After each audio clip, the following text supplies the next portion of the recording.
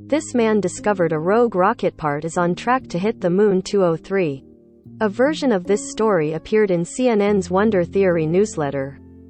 To get it in your inbox, sign up for free here. CNN, it's been a tough week. The world has watched the Russian invasion of Ukraine unfold during a pandemic that still holds the globe within a firm grip after more than 2 years. The attacks and the resulting sanctions imposed by the United States and Europe have a far-reaching impact, and even space isn't off limits. The crisis is likely to delay the launch of Europe's first Mars rover slated for this September, and questions linger over cooperation between NASA and Russia regarding the International Space Station. A relentless cycle of events that spark despair can feel exhausting, but turning to sources of awe in difficult times can be heartening. When the pandemic began, many discovered a passion for the scintillating delights of stargazing. Fortunately, natural wonders never cease. Let's keep exploring the inspiring world of discovery, and always keep hope alive. Lunar update. Impact craters can be seen across the surface of the moon. I'll see you on the far side of the moon. A rocket part was on a collision course with its surface on Friday morning, moving at about 5,500 miles per hour, 8,851 kilometers per hour. We may not have confirmation for some time, but what could have been a lunar lemon has turned into a unique research opportunity. And don't worry, you didn't miss a spectacular show since it was expected to hit on the shadowed lunar far side, but we have an idea of what it may have looked like. NASA's Lunar Reconnaissance Orbiter, which did not witness the event, will keep an eye out for a crater that may have formed from the possible collision. The moon has plenty of craters. This could just be the first one created by errant rocket leftovers. And tracking space junk, especially to avoid unwanted collisions, has become the passion project of none other than Apple co-founder Steve Wozniak. Dino-mite, you know that dramatic showdown between Stegosaurus and T-Rex in Fantasia? It never happened. The two highly recognizable dinosaurs never coexisted, and the time separating them is greater than the time between T-Rex's reign and humans. But both dinos share the spotlight this week. And, as it turns out, Tyrannosaurus rex may be misunderstood. The differences between fossils of the fearsome predator may suggest there was more than one species roaming the planet, according to a new study. This means the tyrant lizard king may have existed alongside Tyrannosaurus imperator and the more slender Tyrannosaurus regina. Meanwhile, a new fossil may belong to one of the oldest stegosaurs ever discovered.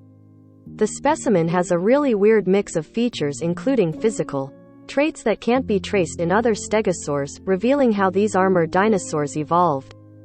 Fantastic creatures. Rue, a Chihuahua rescue, was an amazing comfort for her mom when she hospitalized with COVID. For many, pets have been the sweet, dependable pals who have helped us through the past 2 years of the pandemic. They have brightened our moods, reduced our stress, and served as perfect binge-watching companions. These simple behaviors have funneled down to a practical science level, too. Research on the pet-human bond has boomed during the pandemic. Pet owners say that their fuzzy best friends have reduced loneliness and provided much-needed emotional support. Given that we're still living through uncertain times, the most insightful research is yet to come. The wonder. We asked for your best hiccup cures, and boy, did you deliver.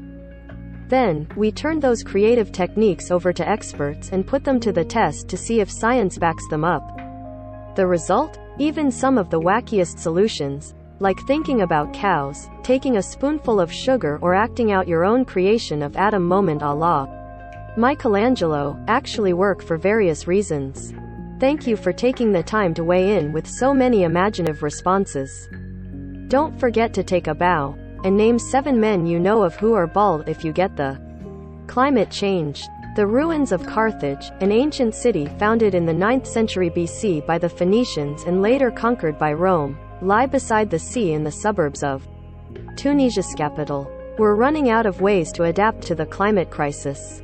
That's the warning from a new UN-backed report published this week that illustrates the widespread and disruptive impacts of human-caused climate change.